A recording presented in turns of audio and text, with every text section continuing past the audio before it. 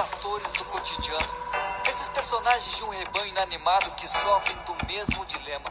Estão velhos demais para dizerem que são muito novos. E passam uma vida inteira no mesmo papel. O tá ruim, mas dá pra levar. Não foi minha culpa, não tá fácil pra ninguém. Sabe aquele cara que ia, mas não foi? Não foi, não foi, não foi, não vai. São 6 horas da manhã, vou mudar. A deixa pra amanhã, é recém segunda-feira. Você já está de pé pra fazer o que não quer. Acha que ganhar a vida é perder a vida inteira. Mais um sábado na empresa, já não é surpresa, você pensa. E o meu aumento? O telefone vai tocar, é seu chefe frente ao mar. Você manda, ele é merda, mas é só no pensamento. Me diz o que é pior, desistir do que quer ou se contentar com o que nunca quis. Sejam bem-vindos astronautas que não miraram a lua, os fotógrafos que deixaram o momento escapar. Bem-vindos cantores sem voz ativa, os músicos de alma silenciosa. Sejam muito bem-vindos escritores que só aprenderam a ler. Ei, o que é pior me diz? Desistir do que quer ou se contentar com o que nunca quis. Ei, o que é pior me diz? Desistir do que quer ou se contentar com o que nunca quis. Bate palma quem se engasga com a desculpa que ninguém engole mais. Bate palma quem coloca toda a culpa nos seus filhos, nos seus pais. Bate palma quem não sabe onde quer chegar, mas obedece onde deve ir. Bate palma porque todos estão batendo sem saber por que aplaudir. Sejam bem-vindos astronautas que não miraram a lua, os fotógrafos que deixaram o momento escapar. Bem-vindos cantores sem voz ativa, os músicos de alma silenciosa. Sejam muito bem-vindos escritores que só aprenderam a ler.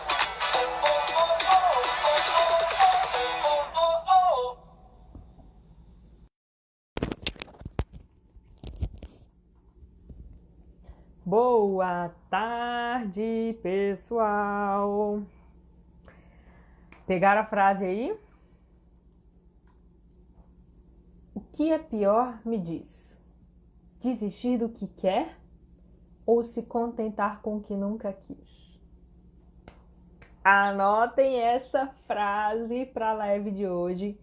Tem tudo a ver com impotência, frustração e dor. O que é pior? Se contentar... Como que é? Desistir do que quer ou se contentar com o que nunca quis. Gente, hoje nós temos uma convidada super especial. Dona Fernanda, fisioterapeuta, trabalha com nova medicina germânica. Vai nos ajudar a refletir sobre essa temática de frustração, impotência e dor, e ela tem uma história bem bacana para contar para vocês, hein? Ó, para quem já chegou, pega o aviãozinho, manda para as pessoas que você conhece e que se interessa por esse assunto, por algum motivo, porque o tema de hoje tá deveras legal. Vamos lá. Se cada um de vocês mandar para 3 pessoas, a gente já chega num montão a mais. Vou chamar a Fernanda. Oi, Fernanda! Olá! Tudo bem? Tudo bem, e você? Tudo jóia, graças a Deus. Deixa eu só colocar para trás aqui que esse Instagram, ele aproxima um pouco, aí, dependendo do celular, ele fica cortando a cabeça da gente. Tá me escutando, Tamires? Tô te escutando bem, tudo certo, tudo ótimo. Seja bem-vinda, muito obrigada por ter aceitado o convite, por estar aqui hoje. Eu que agradeço. Convite legal. Ai, que legal. Né? Tão relevante como esse. Muito obrigada. Isso mesmo. Isso mesmo. Gente, se por um acaso durante a live vocês tiverem dificuldade de ouvir uma de nós ou de ver, avisa a gente, porque às vezes não aparece para mim, tá?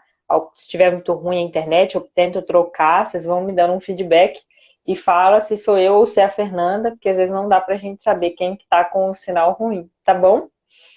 Gente, então vamos lá. Hoje a gente vai falar um pouquinho da visão da nova medicina germânica nessa questão de dor e mais focado especificamente na impotência. A impotência está mais relacionada com a musculatura, mas de acordo com o Hammer, dificilmente o tecido ali da mesoderma ele vai trabalhar sozinho, né? Ou ele vai estar ligado com a endoderma, ou ele vai estar ligado com a ectoderma. E para quem nunca ouviu o que eu estou falando, se eu estou falando palavrão aqui, endoderma, mesoderma, ectoderma, a gente vai explicar um pouquinho mais para vocês. Apesar do público da Fernanda ser fisioterapeutas, meu público é pessoas que não são da área da saúde também. Então a gente vai sim explicar aqui o conteúdo para vocês. Eu vou me apresentar rapidinho para o público da Fernanda que não me conhece, e depois já passo a bola para ela. Gente, eu sou formada em Educação Física, tenho mestrado em Atividade Física e Saúde e comecei a seguir essa linha de dor por minha causa, porque eu tenho dores, e percebi que a formação tradicional da Educação Física não estava dando conta de me ajudar, de me dar a solução para eu viver no dia a dia com qualidade. Eu tenho um escorregamento de vértebra grandinho, uma espondilolistese. Depois disso já tive um rompimento de disco. E toda vez que eu saía da fisioterapia e precisava voltar a me movimentar, eu tinha dificuldades. Ou eu tinha dificuldade de me manter no exercício físico, ou de fazer as atividades domésticas. E assim eu fui buscando a resposta para mim. Mas quando eu comecei a buscar a resposta da educação física de uma forma diferente, eu fui percebendo que o nosso setor de saúde tradicional, ele não tinha respostas, né? A Fernanda vai falar isso melhor pra gente. Então foi quando nós duas aí, por caminhos diferentes, a gente acabou indo parar na medicina germânica.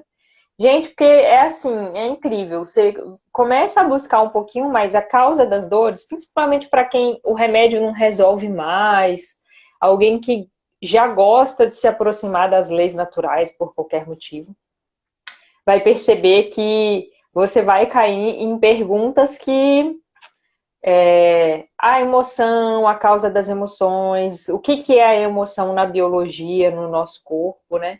E a medicina germânica explica muito bem isso. Então, hoje, o meu trabalho é com esse foco de levar esse auxílio para as pessoas em um processo de educação. Então, eu ajudo as pessoas a entenderem a causa emocional das dores e aliviar de forma natural, que é o método que eu trabalho de liberação consciente da dor. Desde que eu fui fazendo os cursos de liberação, treinamento funcional e tudo mais, eu ficava assim, mas que difícil adaptar isso para as pessoas que têm dor, mas isso não é aplicável para as pessoas que têm dor. Aí eu fui adaptando para mim o próprio protocolo de liberação miofascial mesmo. Eu adaptei o rolo, eu adaptei as posições, eu adaptei os protocolos para que fosse aplicado para quem tem dor, e hoje se transformou no método LCD, que não é só a liberação miofascial, mas são 3 passos aí para que você possa liberar a dor de forma natural, aliviar a dor de forma natural, entender a causa com base aí na nova medicina germânica, as causas emocionais, e se movimentar para solucionar. Esse se movimentar para solucionar pode ser exercício físico, pode ser arrumar casa, pode ser se movimentar para buscar a causa emocional, para conversar com alguém, para perdoar alguém, para resolver algum problema emocional, que também é uma forma de solucionar as dores. Então, eu vou passar a bola para a Fernanda. Fernanda, eu queria que você se apresentasse, falasse um pouquinho da sua história aí como fisioterapeuta e já entrasse naquele contexto que a gente conversou da osteopatia. Por quê? Eu pedi para a Fernanda, gente, trazer um pouquinho aqui para a gente, que é um dos trabalhos dela, é o ramo da osteopatia. E a gente começa a estudar essa questão de dores quando a gente vai estudar o sistema autônomo de sobrevivência. E a osteopatia, ela já aborda muito isso. Mas tem uma coisa que não entra ali, que a nova medicina germânica traz. Eu queria que ela fizesse essa diferença para a gente, até para as pessoas que já foram no osteopata saber, né? O que tem de diferença. Fernanda, antes de você se apresentar, tá dando um delay da minha fala para você? Com relação à imagem? Não. Não? Tá. Então tá. Também tá, tá indo bem para você? Tá? Tá bom. Gente, então eu sou a Fernanda, sou fisioterapeuta há 17 anos e trabalho com osteopatia desde 2011. Né? Sempre fui uma pessoa muito questionadora, nunca aceitei só entender ou tratar um sintoma de alguém, ou de algum paciente. Sempre quis entender a causa do porquê que está gerando aquele sintoma. E dentre isso foi a osteopatia me porque dentre as técnicas da fisioterapia, a osteopatia ela visa muito esse investigar a causa da dor, né? O real porquê daquele processo inflamatório está acontecendo através de uma disfunção somática que a gente fala, de uma cadeia lesional. E dentre isso, eu comecei a fazer algumas associações que perante diversas histórias dos meus pacientes, como eu trabalho daí no caso com dor musculoesquelética, né? As percepções deles eram muito similares, com histórias diferentes. Então eu comecei a perceber, mas não conseguia achar uma resposta do porquê que eles se sentiam daquela forma, tinham aqueles sintomas, sendo que as histórias eram completamente diferentes, né? Porque a gente, quando está ali naquela sessão, a gente está escutando o paciente o tempo inteiro. E isso é um grande diferencial também, poder escutar o que ele tem, porque ali está riquíssimo de informação, riquíssimos de ferramentas para você poder ajudá-lo quando você está escutando o que ele tem para te dizer, né? E eu fui buscando tudo isso e dentro da osteopatia, como você disse, a gente tem manobras específicas para equilibrar o sistema nervoso autônomo do corpo. E eu comecei a perceber que eu recebia pacientes com hiperestresse, com uma predominância do sistema nervoso simpático, e eu também recebia pacientes com ativação do parasimpático, no hiperparasimpático, que a gente chama. E eu comecei a ver as diferenças entre esses pacientes. O que estava acontecendo e quais eram os sintomas de um paciente ortosimpático, que a gente chama na osteopatia, ou hiperpara, né? Com essas diferenças de alterações. E a gente tinha manobras para modular isso e o paciente melhorava também. Mas eu queria entender um pouco mais. E foi aí que a Fernanda, não fisioterapeuta, a Fernanda Pessoa, passou um evento dramático com a filha. Eu acho que toda mãe passa um evento algum dia na vida. E a medicina oficial não pôde me ajudar com uma resposta coerente com que ela poderia, por que ela poderia ter sofrido, né, o que ela sofreu. E eu depois desencadeei diversos processos por conta desse momento traumático que eu passei. E foi aí que eu encontrei a medicina germânica, onde eu consegui compreender que em situações de hiperestresse, da predominância do sistema nervoso simpático, nosso corpo reage de uma forma, né? Como o instinto de sobrevivência para lutar ou fugir àquela preocupação, àquela situação. Ou, ao contrário, quando eu já resolvo, eu caio numa vagotonia e o meu corpo vai reagir de uma outra forma. Mas tudo isso resumindo o quê? Que é quando a pessoa entra numa fisiologia especial de funcionamento. Existe uma quebra dessa homeostase. Fiquei pensando, mas o que é essa quebra da homeostase? Como isso se quebra? Isso se quebra através de uma emoção.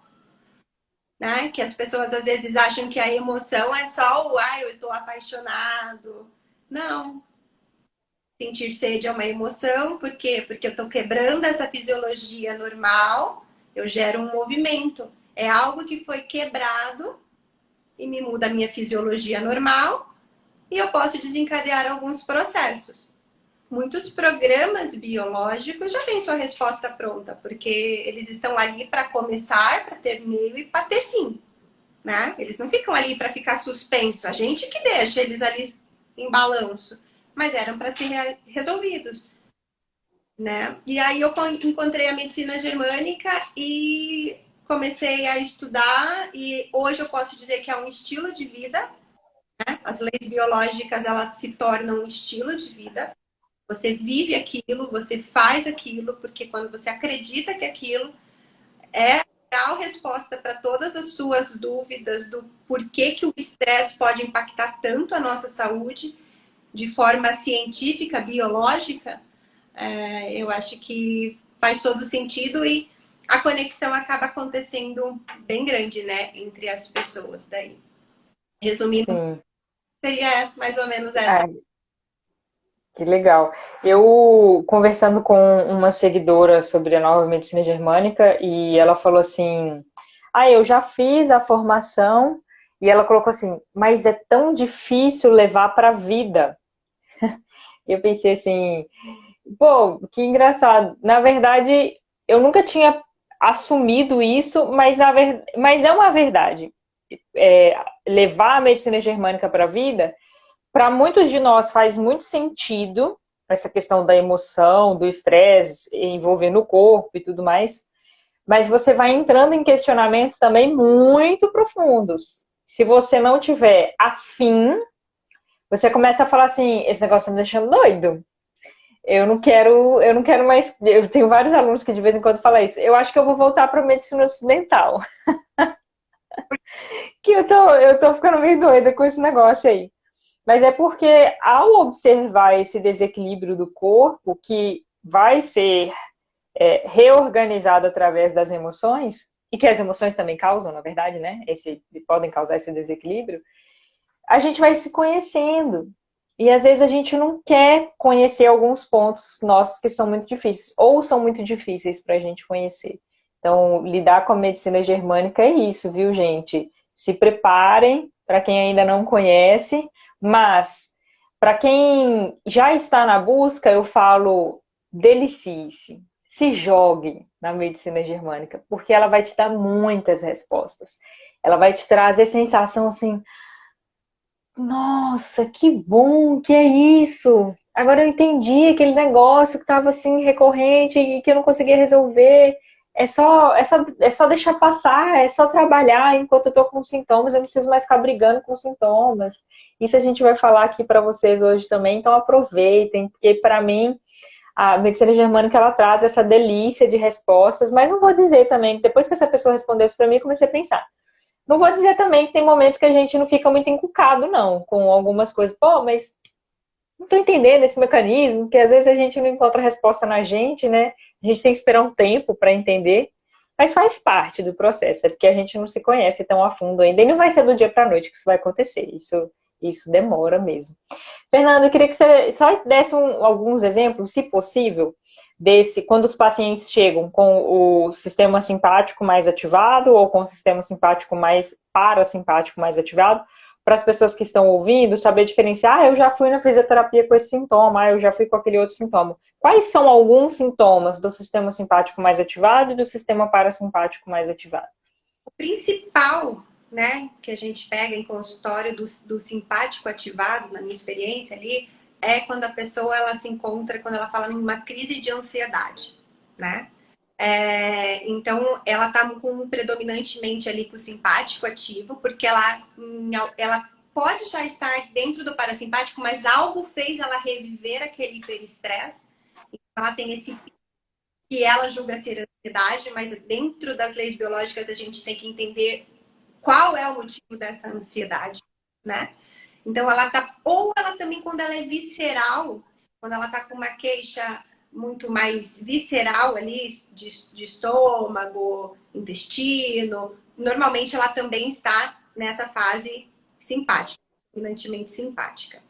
E já nas questões de dor, né? Musculoesquelética, bursites, tendinites, algias em geral, a pessoa já está numa resolução.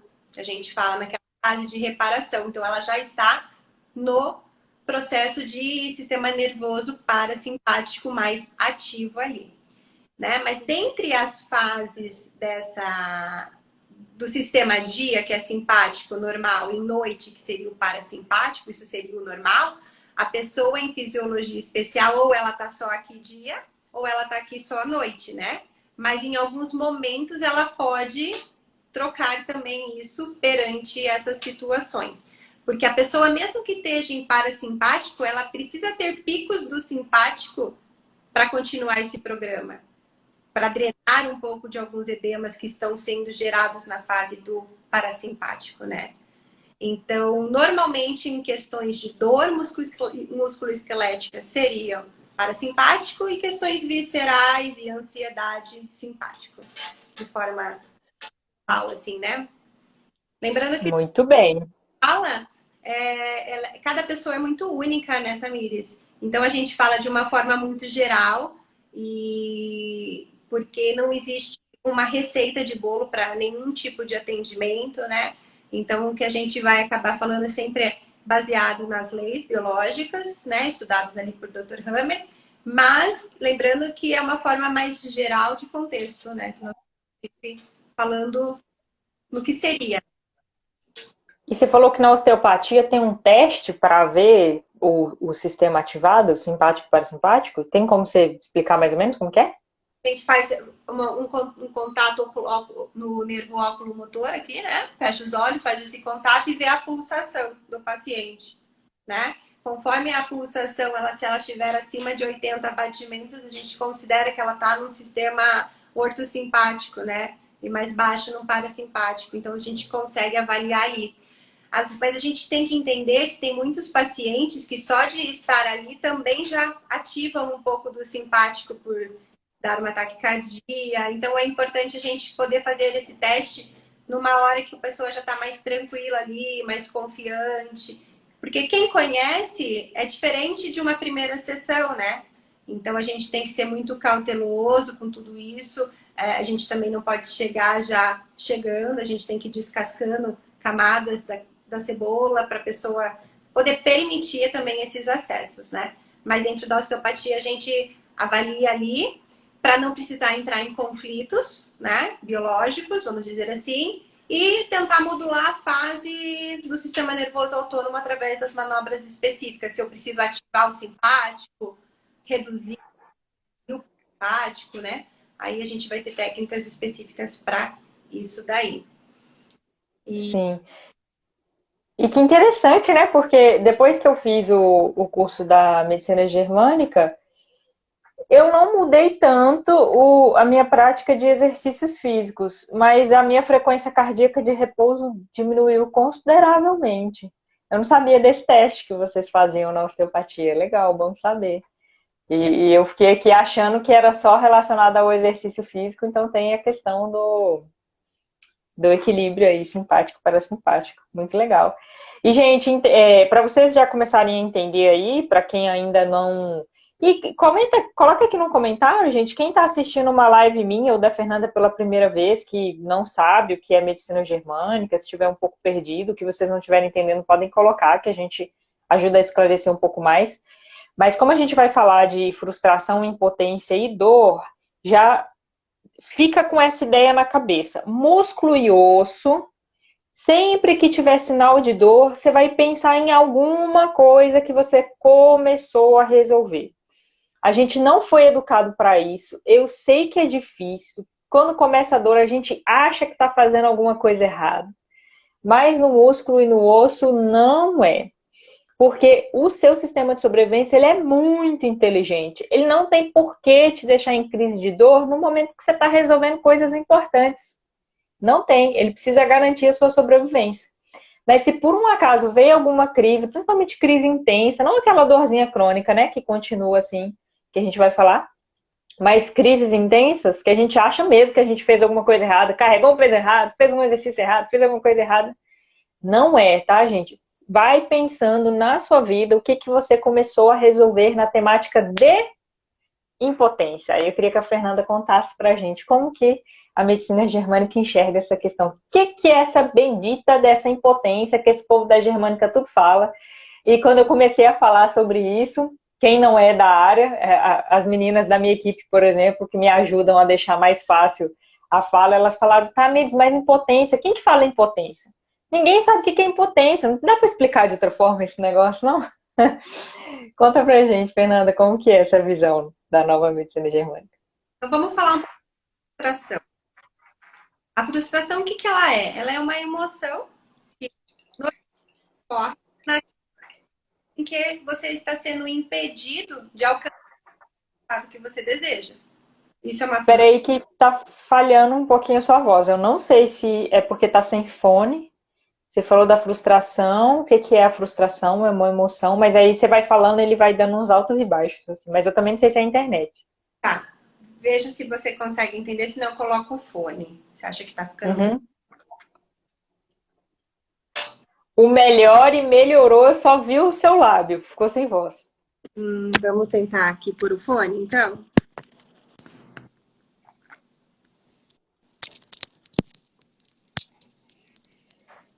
Vamos ver assim, se assim fica melhor?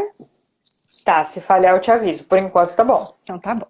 Então, o que é a frustração, né? A frustração, ela é normalmente uma emoção que vai ocorrer perante situações onde a pessoa se encontra impedida de alcançar aquele resultado desejado. Isso é uma frustração.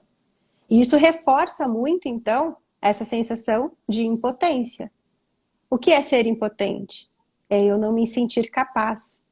É eu não me sentir apto, né? Dr. Hammer, essa sensação de não se sentir capaz e de não se sentir apto impacta a substância branca do cérebro, né? Que vai dar origem ao nosso tecido mesoderma novo, que é responsável por quem? Pelo desenvolvimento dos músculos, ossos, tendões, ligamentos,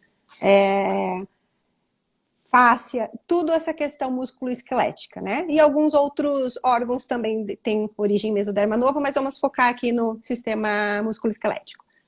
E o Dr. Hammer diz que o sentir que impacta essa substância branca é a desvalorização. Então, quando você se sente incapaz, automaticamente você está se sentindo desvalorizado, né? Por algum motivo. Quando você não se sente capaz, quando você se sente submetido a fazer algo que você não quer, quando você não se sente apto a desenvolver aquele mecanismo que você precisa resolver, né?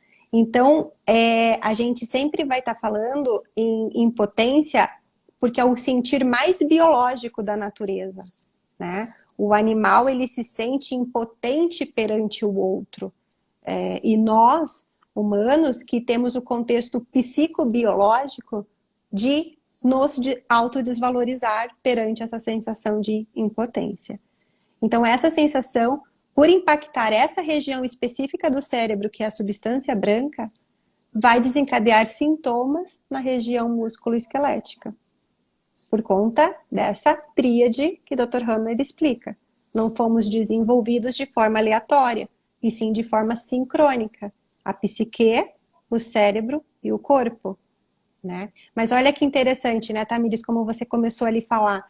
Na hora que o meu corpo me dá sintomas, é normalmente a hora que a minha mente encontrou a solução.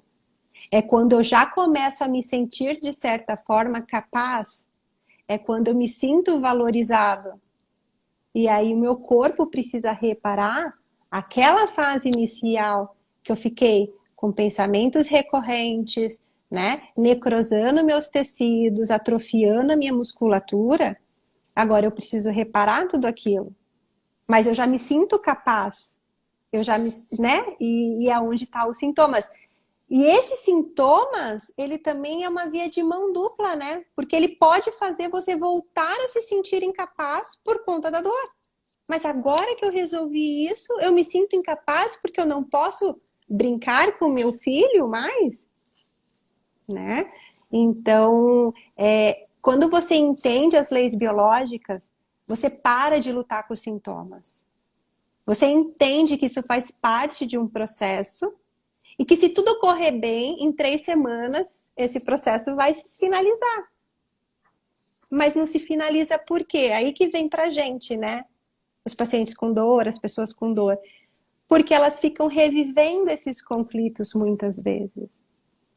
Ficam tendo essa percepção, ora eu sou valorizado, ora eu não sou. Ora eu sou capaz, ora eu não sou. Né? Então eu fico nessas rescindivas de conflito. E como que eu consigo sair, né, desse conflito? Agindo. Por quê? Porque para as leis biológicas, o trauma, né, ele envolve 3 situações, que é o medo, a impotência, que é o congelamento, e a solidão.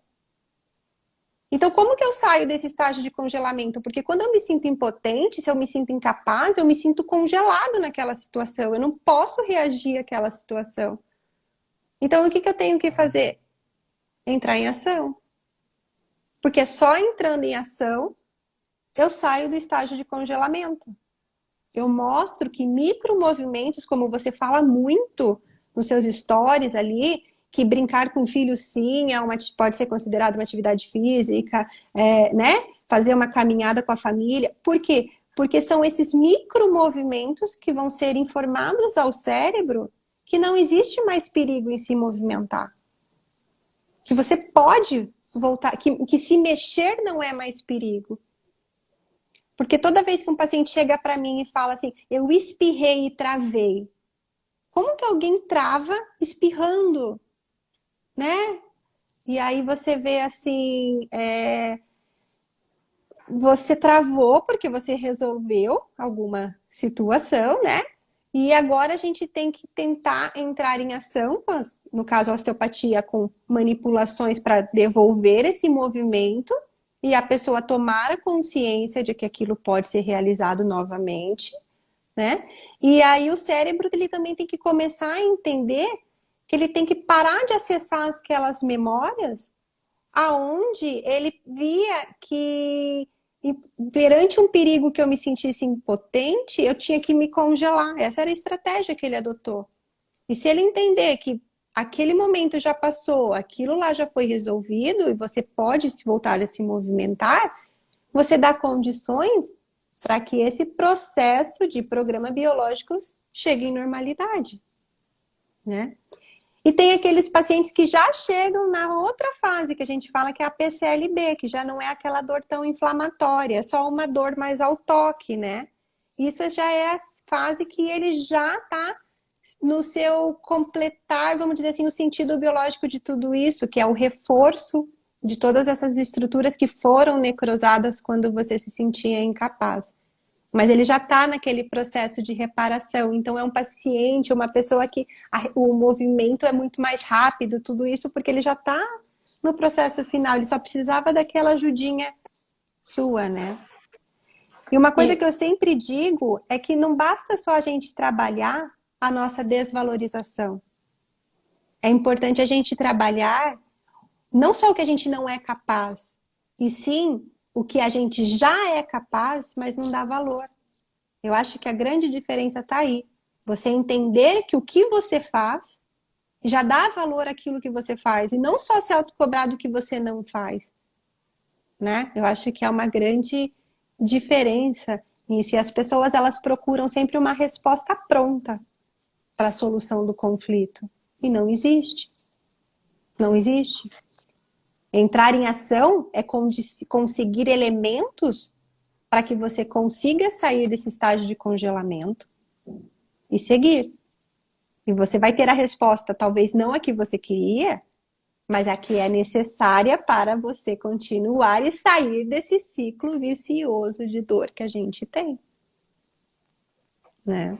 E, Fernanda, você falou um negócio bem legal aí. Não tinha parado para pensar ainda nesse contexto de focar naquilo que você já dá conta, né? Que você dá valor. Que você dá valor, desculpa. Se você começou a ter dor muscular ou articular, na real, você já começou a dar valor. Né? Só que a gente, muitas das vezes, não sabe disso.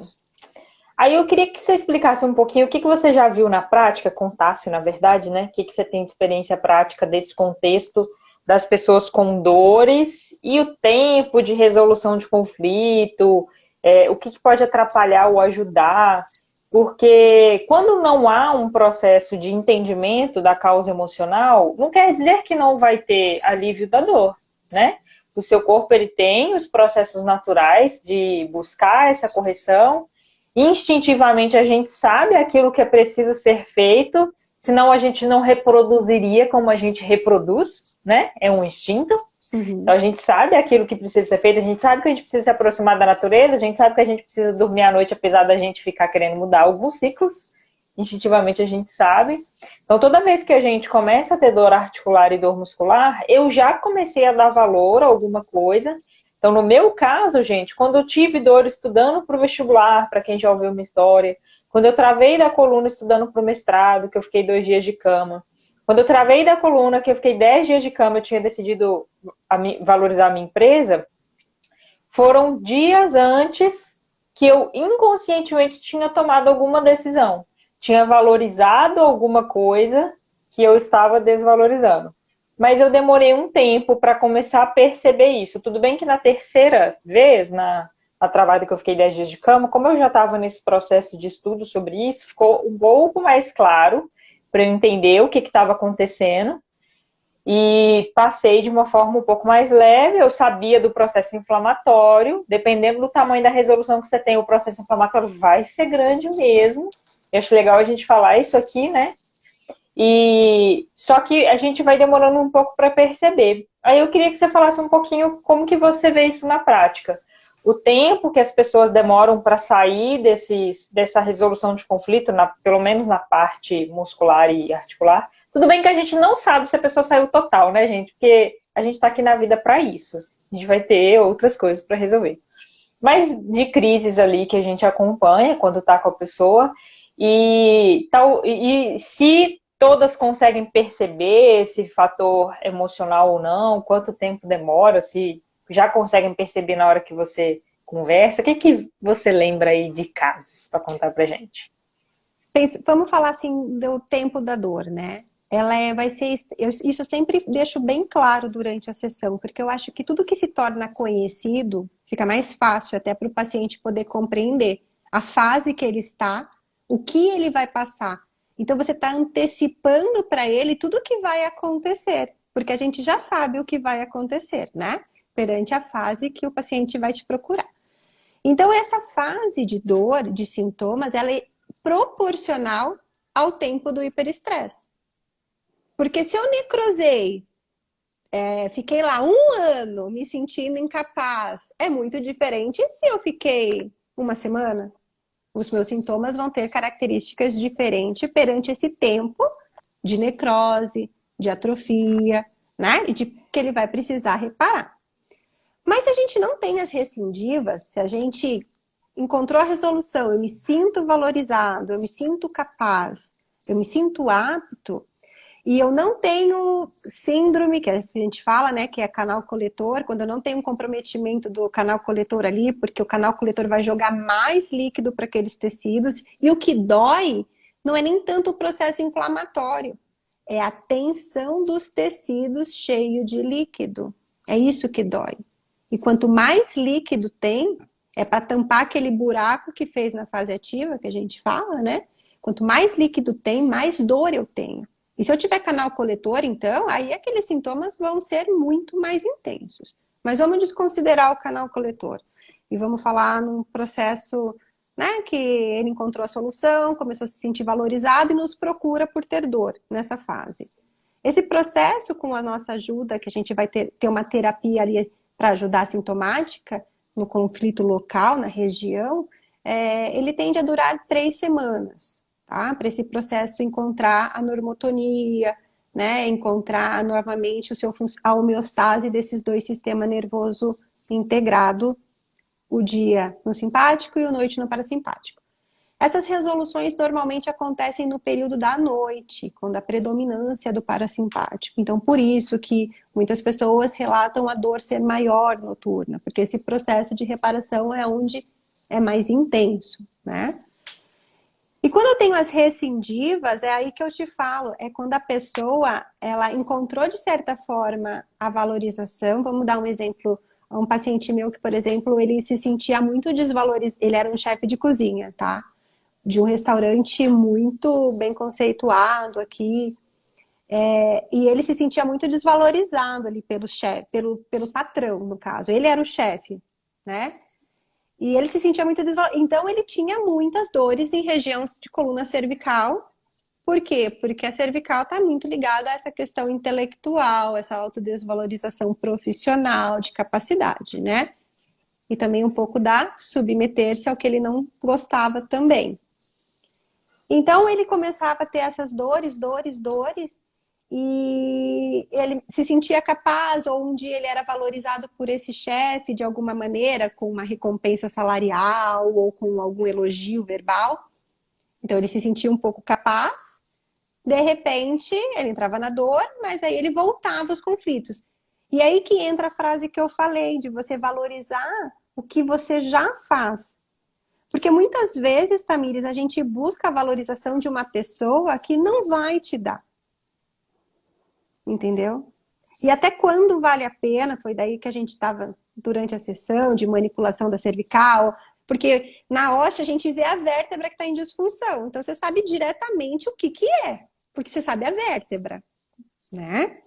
E aí você vai ver se é para frente, se é para trás, e vai te dar todas as características do conflito. E aí eu conversando com ele, eu falei, mas como que a gente vai buscar a valorização do teu chefe? A gente tem que tentar trazer as soluções nos autorresponsabilizando, né? Então, por isso que eu falo, então você tem que se sentir capaz pelo que você faz, não pelo que ele teria que te fazer, né? Essa é a questão, porque daí quando o chefe valoriza, ele se sente capaz e entra em resolução.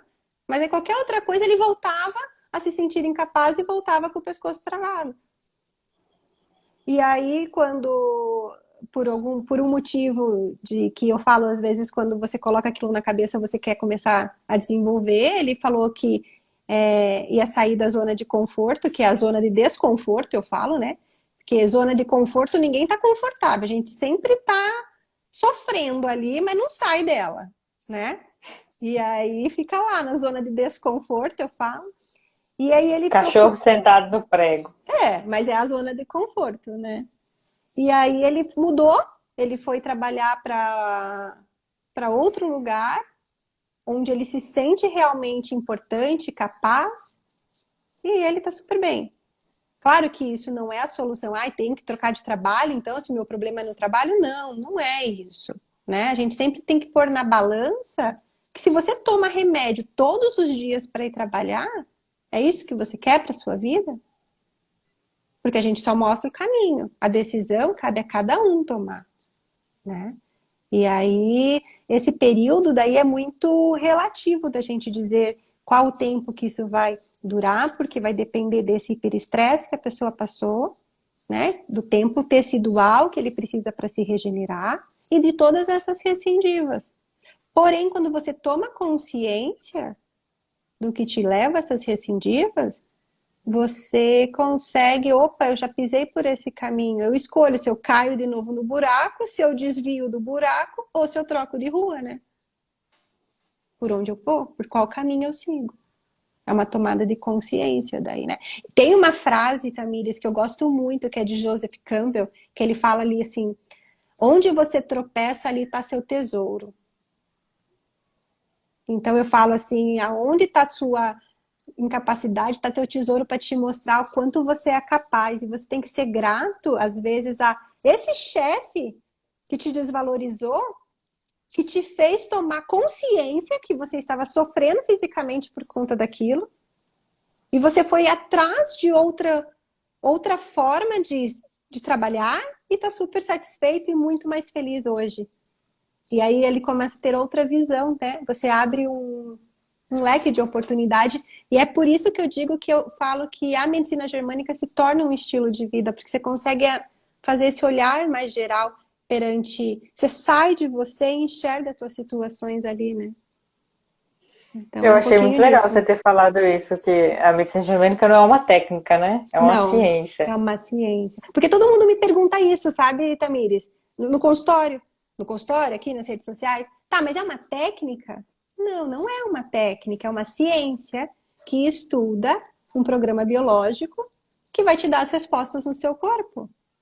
É um compreendimento do porquê você passa por aquilo na sua vida. A técnica a gente vai usar a que cada um tem na mão. Eu vou usar a osteo, você a liberação consciente da dor, acupuntura, microfisioterapia, massagens, enfim.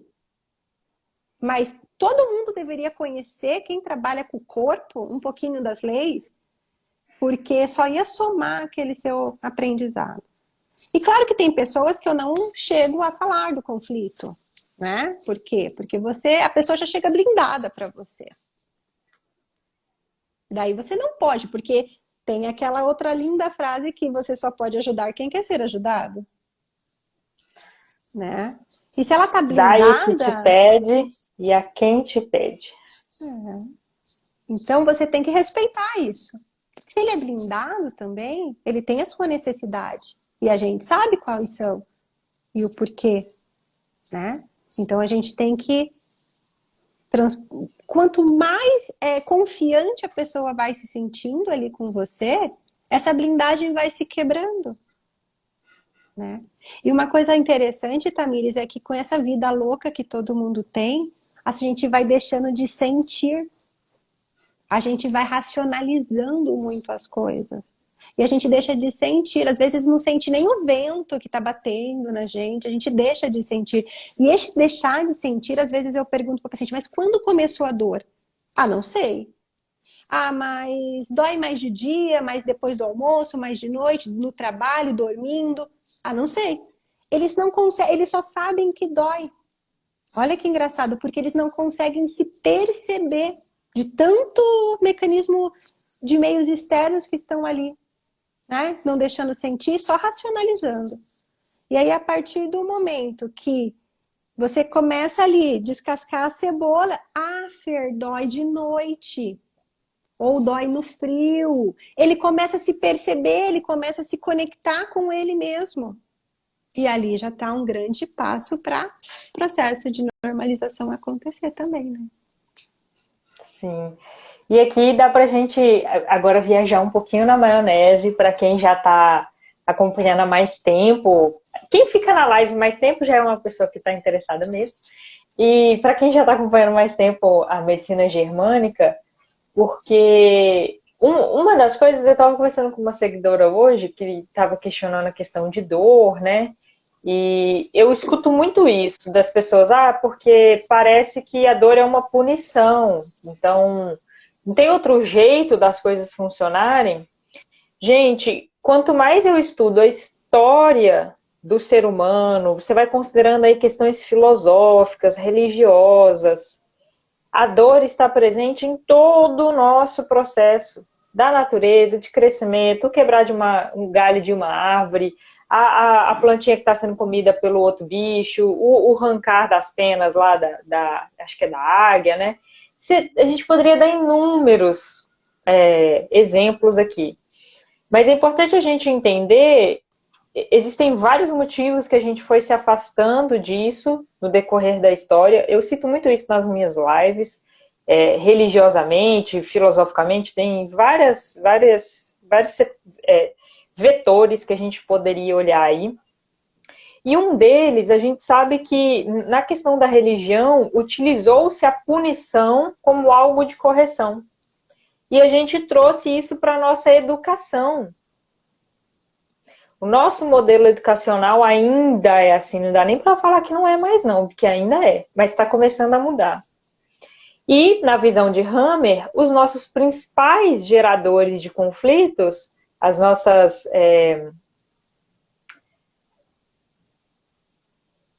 Esqueci as palavras, Fernanda. O pré tá antes da gestação, como é que é? O pré... Esqueci da palavra. Transgeracional? Mas e o da primeira infância, como que é o nome? O gerador? Não é gerador, tem outra palavra. Não, mas gerador? Então tá, fica com a palavra gerador aí, gente. Os nossos conflitos geradores de todos os outros problemas estarão ali na primeira infância, aproximadamente até os 7 anos.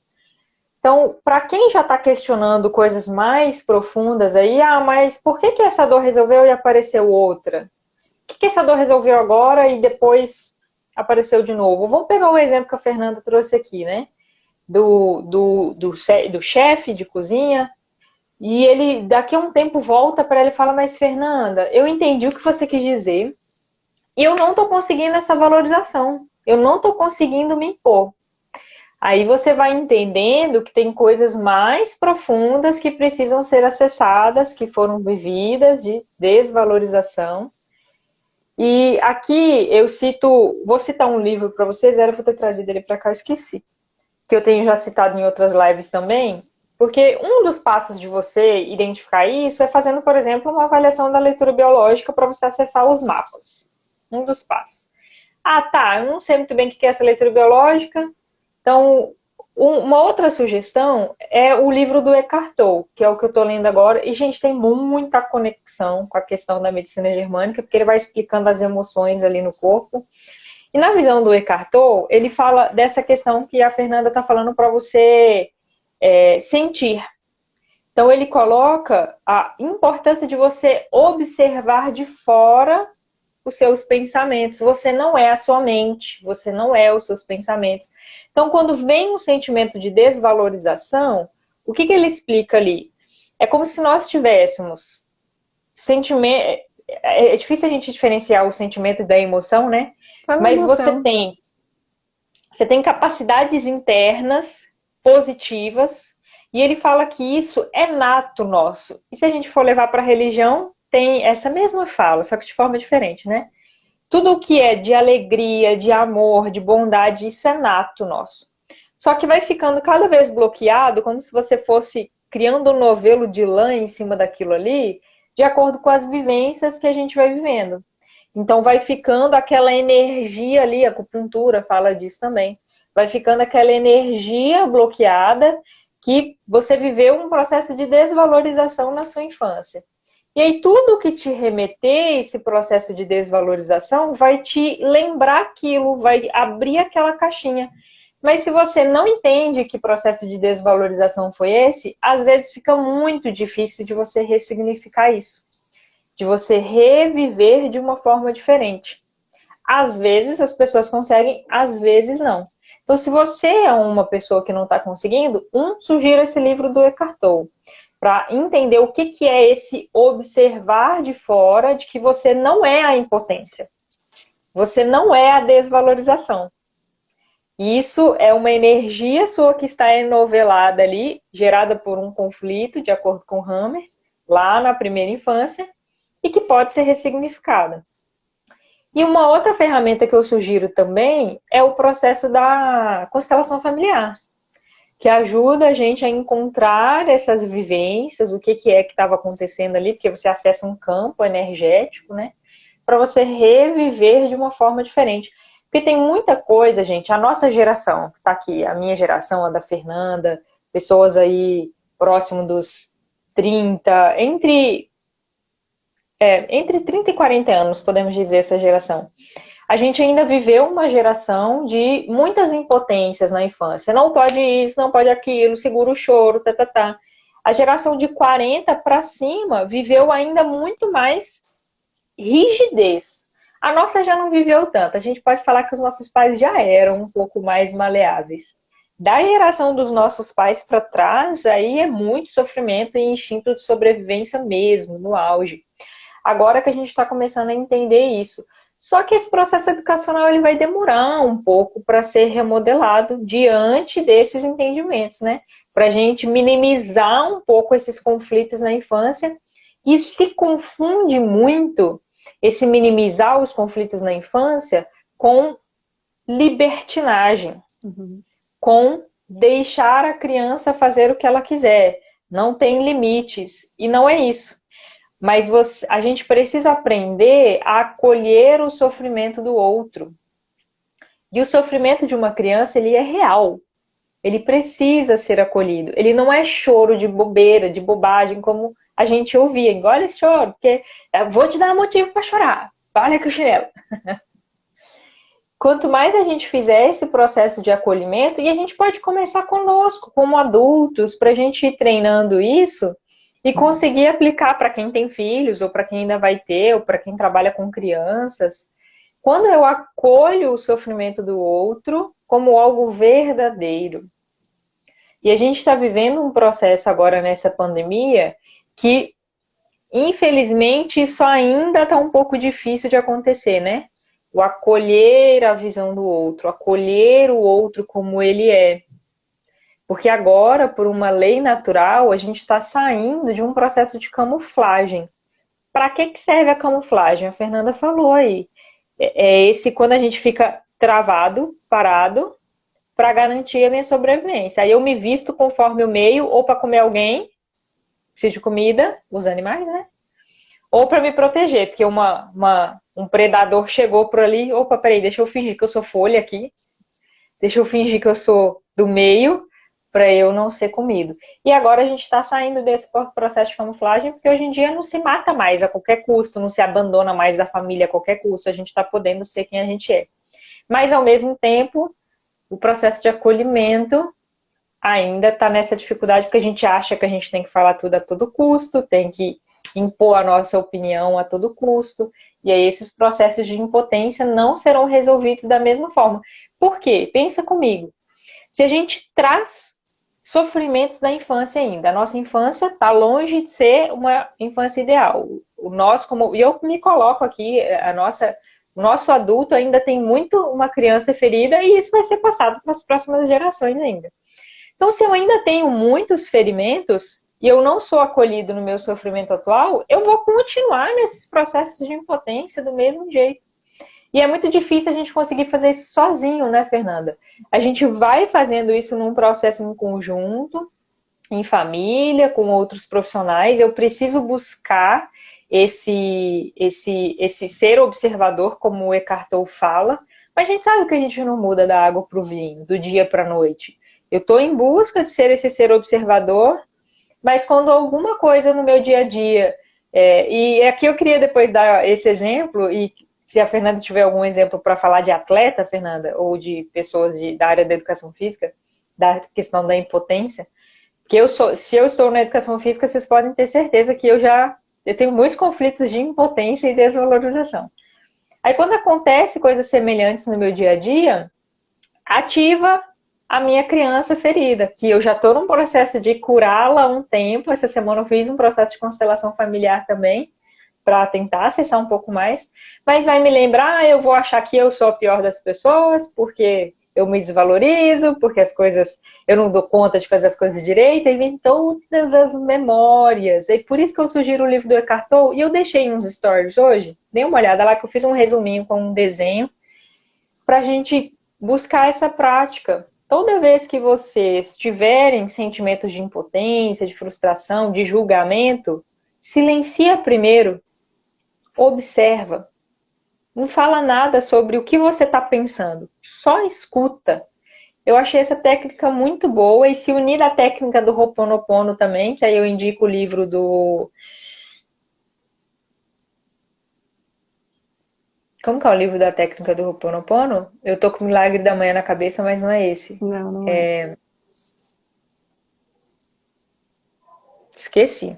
Mas procura aí, o livro que explica a técnica do Ho'oponopono. Se alguém lembrar, coloca nos comentários aqui, fazendo favor, que eu já fiz live sobre ele. E aí você vai unindo ferramentas para você encontrar esses novelos internos que a gente vem trazendo, e que não adianta querer não ter dor, porque se a gente não tivesse dor, a gente ia buscar a causa real dos problemas? Ia nada. Imagina se cicatrizasse lá a coluna, cicatrizasse o joelho e não tivesse dor nenhuma.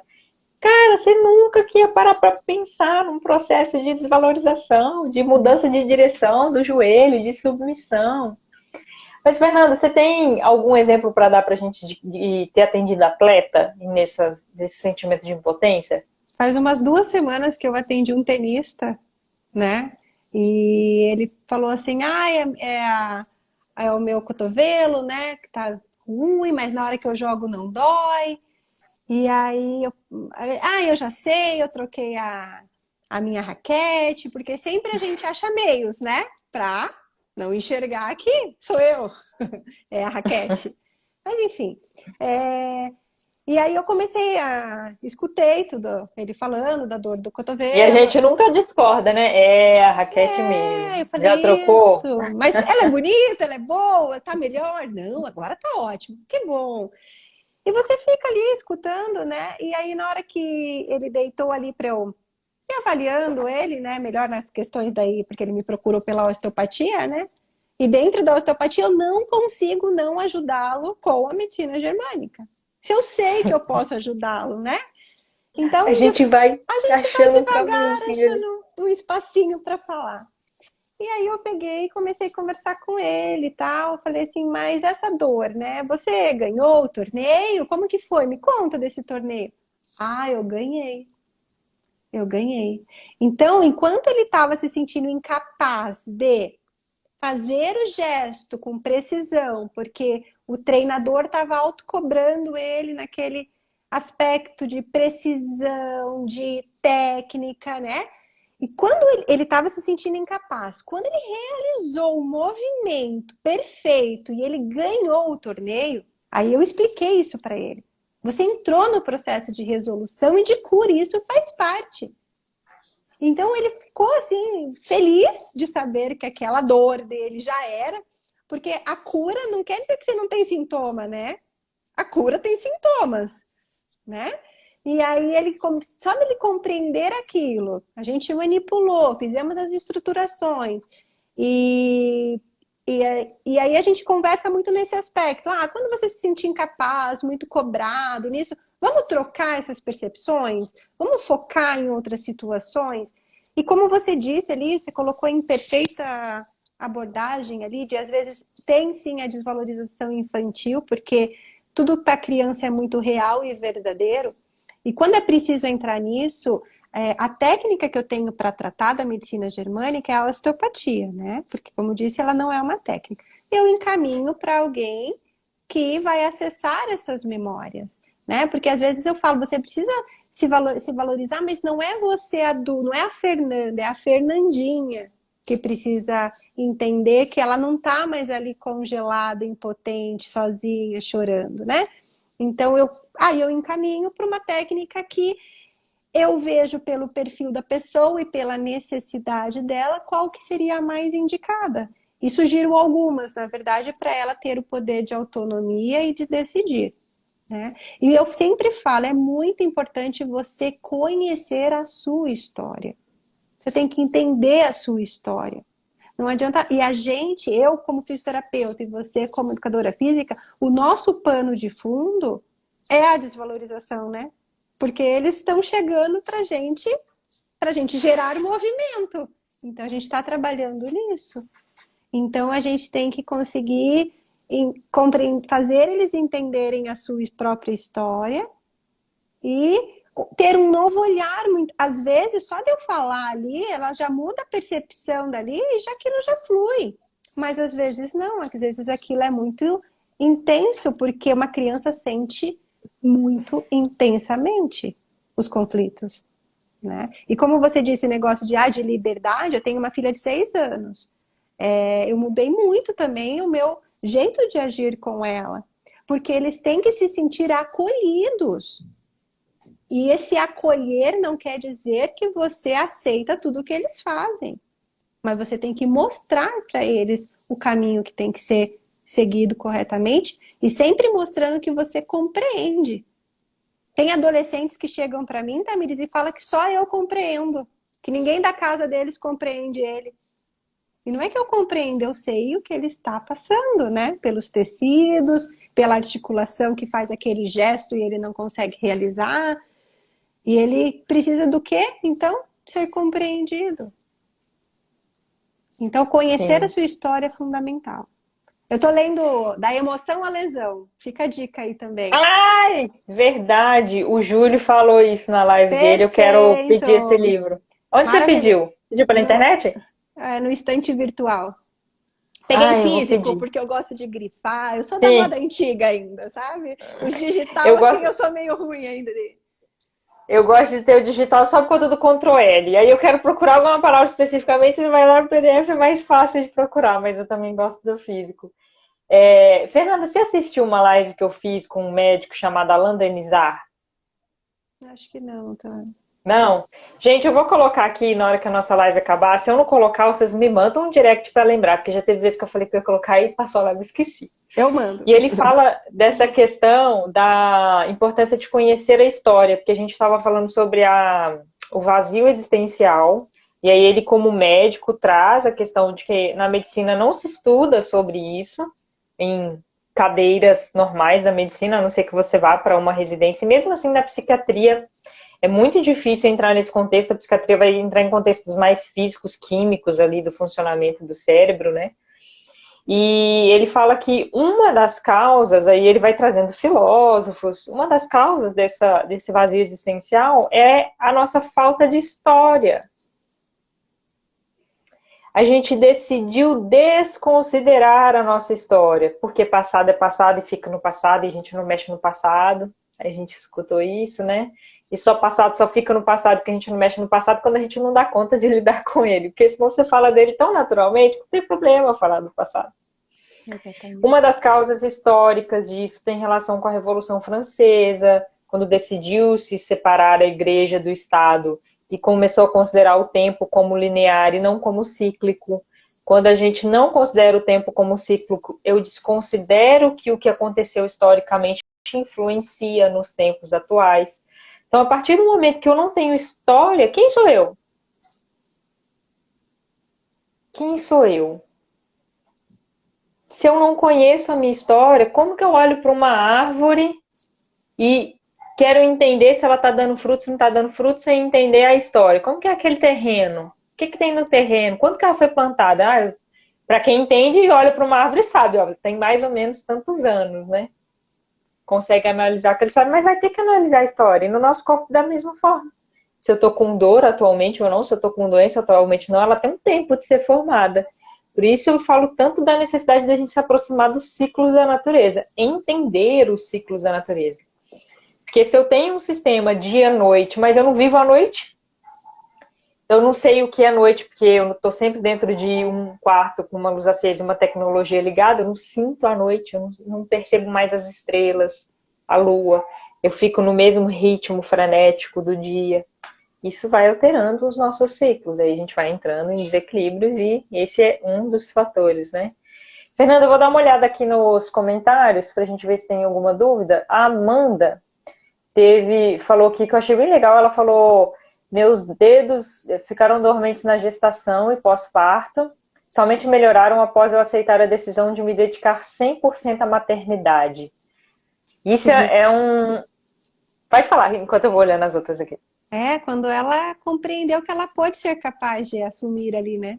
Quando ela se sentiu capaz de realizar aquele novo papel, né? Na vida dela, vamos dizer, de ser a mãe, né? De proteger. E a dormência é a sensibilidade, córtex sensitivo, né? Aí, ó. Córtex sensitivo.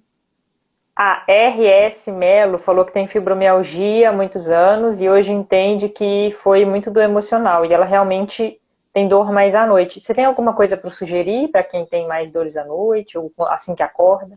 Normalmente à noite é porque é o processo do parasimpático, onde o corpo vai tentar encontrar soluções. Só que a fibromialgia, elas são constelações, que a gente fala, são vários processos em andamento, né?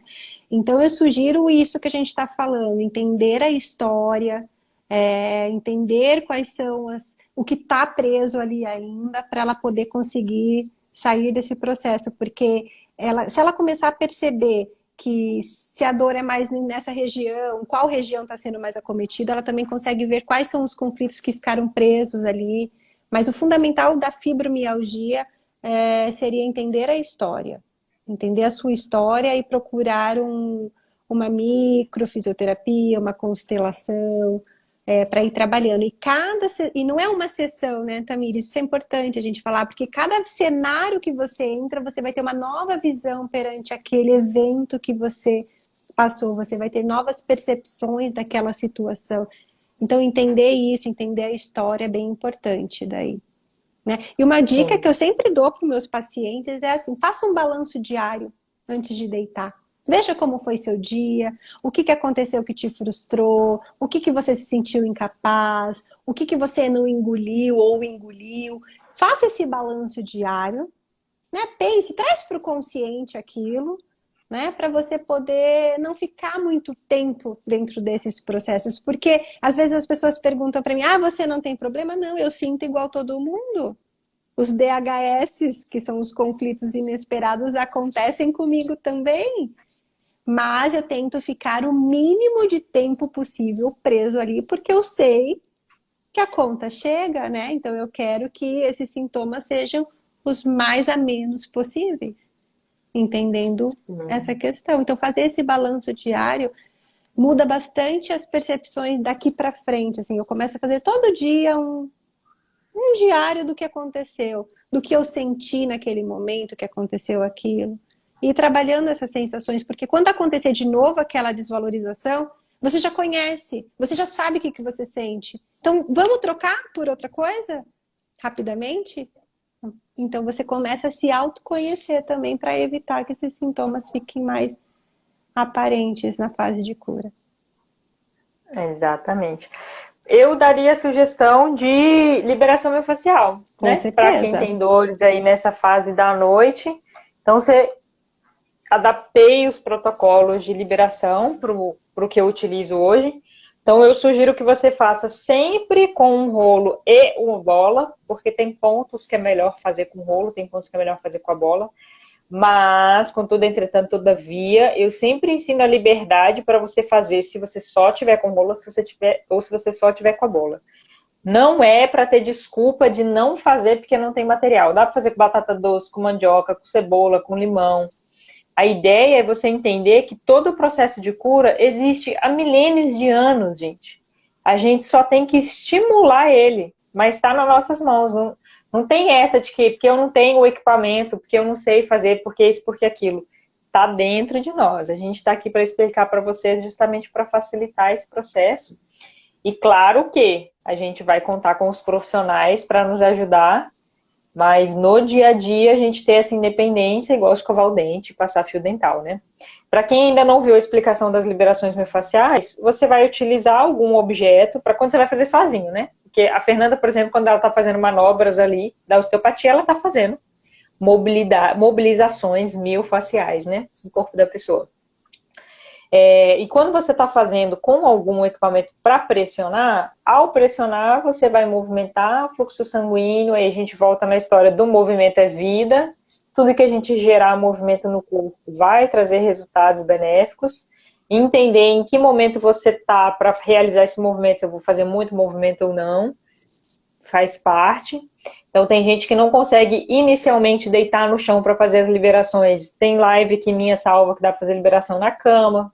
Já tive várias pessoas que começaram na cama, começou a melhorar um pouquinho. Nem que seja do cérebro entender que ela está se movimentando para aquilo, nem tanto pela liberação miofascial. E depois ela começa a ir para a cama, né? Mas esse movimento, através de uma pressão, ele vai movimentar mitocôndrias, nutrientes necessários para ir corrigindo aquilo que é necessário, que é através do sangue, que o corpo faz isso naturalmente, mas ele fica com mais dificuldade de fazer dependendo da fase que você está. Então, quando a gente está nessa fase de ter mais dores à noite, quando a gente faz as autoliberações miofasciais antes de dormir, ameniza um pouco. Não é que as autoliberações miofasciais são a solução do seu problema, é tipo remédio. Você vai usar ela enquanto você está nesse processo de resolução de conflito, mas buscar a causa, entender o que está causando aquilo ali é crucial para você continuar nesse processo de cura, né, do seu corpo se restabelecer. E eu falo que dá para a gente manter as liberações miofasciais em paralelo com os exercícios, porque o exercício físico, para quem não sabe, gente, ele é um agressor ao corpo. Ele é um estímulo para o seu corpo trabalhar em cima, só que é um estímulo controlado. Então, ele vai gerar pequenas inflamações, ele vai gerar dores. E aí, quando você utiliza a liberação miofascial em paralelo, até para quem já tem essas recorrências de dores, de impotência, de frustração, ajuda bastante, porque aí minimiza a chance de você parar por conta de dor, fica com menos resíduo de dor ali. Então, para você que tem crise de fibromialgia, ainda não conseguiu acessar essas coisas que a gente estava falando do Eckhart Tolle, que são muito internas, vai utilizando as liberações miofasciais, que é muito show para poder aliviar dores. E a maioria dos alunos que aprendem é assim: faz quando tá com dor. Não faz assim, bem do jeito que a gente fala pra fazer, sabe? Mas eu falo que assim, se você sabe fazer quando você tá com dor, meu querido, já tá bom. Já aprendeu bastante, já tá meio caminho andado. Desde que não tem que tomar um anti-inflamatório, um relaxante muscular toda vez que você tá com dor, né? Já tá bom. Fernanda, você quer comentar mais alguma coisa da frustração, da impotência que a gente tenha deixado passar aí? Eu acho que a gente falou, né? Se alguém tiver alguma dúvida, quiser que a gente complemente com alguma outra coisa, mas tá. Acredito que... Enquanto o pessoal vai vendo aí se tem alguma dúvida, pode falar. Tomando consciência, né, do que pode estar te causando essas situações é o primeiro passo, né? E se autoconhecendo e buscando a causa, tentando silenciar o mínimo possível aqueles sintomas, entender o que faz a parte de um processo e não lutar contra eles, né? Não lutar contra o corpo, porque o corpo nunca ia fazer nada para se autodestruir, para te causar dor. É um processo necessário. Foi a estratégia mais perfeita que o cérebro encontrou para reagir perante aquela situação que doeu muito mais do que a dor no seu ombro, né? Então, ela é uma coisa muito ligada a essa questão. Então, o cérebro vai mandar para aquela região responsável pela realização daquele movimento, né? Por isso que vai para uma articulação e não para outra, por um músculo e não por outro. E aí entra também a questão da lateralidade, do porquê que eu sou destro e dói o esquerdo que eu não uso. Aí já entramos em outro contexto, né? Mas Cara, como eu acho difícil explicar essa história da lateralidade, porque se fosse igual para todo mundo, independente se é destro ou canhoto, acho que ficava mais fácil, né? Mas a história do PET hormonal é bem complexa. Então, só entenda que assim, você tem lado feminino e masculino no seu corpo, ele vai ser impactado de uma forma diferente. Mas se você quiser saber mais, manda direct aqui pra gente, que a gente tenta ajudar de alguma outra forma, porque é mais complexo mesmo. Essa é mais complicadinha. Fernanda, pra gente finalizar a live, então, eu trago a pergunta da música. Fernanda, pra você, o que é pior? Desistir do que quer ou se contentar com o que nunca quis? Olha, eu já desisti de muita coisa e já me contentei com o que também não merecia, né? E hoje eu te digo que eu tenho uma inteligência para fazer o que trazer para minha vida o que me faz feliz. Eu escolho, eu tenho as minhas escolhas, eu faço delas o melhor jeito de eu poder viver feliz e saudável. Saudável também, né, envolve todos os outros campos, mental, espiritual, familiar, físico, né? Todos esses campos têm que estar em harmonia para a gente estar bem. E eu busco isso. Não é a ausência de dor e doença, né? Não é a ausência de dor e doença, exatamente. Saudável envolve muito mais do que simplesmente não estar doente ou simplesmente não ter dor. Então eu faço as minhas escolhas e para poder seguir feliz na vida, né? Porque é uma só. E estamos aqui para viver bem e com as escolhas que a gente se autorresponsabiliza em fazê-las, né? Falou tudo, Fernanda. Aí, ó, tapa na cara de vocês. Gente, isso quer dizer que, por mais que a gente trabalhe com isso, a gente vai continuar vivendo situações em que, às vezes, a gente vai desistir de alguma coisa que a gente quer por outra, ou se contentar com alguma coisa que a gente nunca quis. Por quê? A gente vive num sistema de sociedade, e eu já citei esse exemplo aqui dessa live, vou citar de novo, de uma live de uma consteladora, falando da instituição família. A instituição família é como se fosse um barco que nunca naufraga. Quando ele tá para naufragar, tem alguém que fala não para si e sim para a instituição. Quando a gente se torna adulto, sem criança ferida ou com menos criança ferida, né, dentro do possível, a gente se responsabiliza por esse não que eu fiz para mim e pelo sim que eu fiz para a sociedade. E é isso, eu sei das consequências, eu sei que o meu corpo vai sentir, vai ter XYZ, né, de doenças e dores, mas naquele momento eu entendi que era a melhor decisão para um todo, para uma sociedade, para minha família, e isso também me deixa feliz.